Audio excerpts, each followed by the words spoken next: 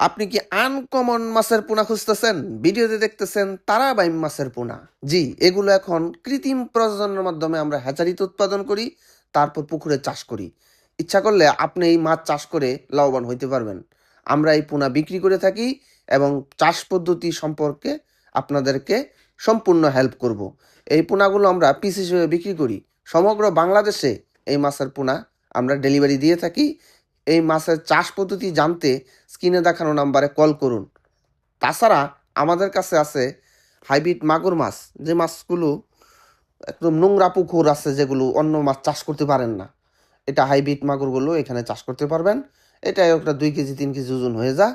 আর এই পোনাগুলো আমরা পিস হিসেবে বিক্রি করে থাকি।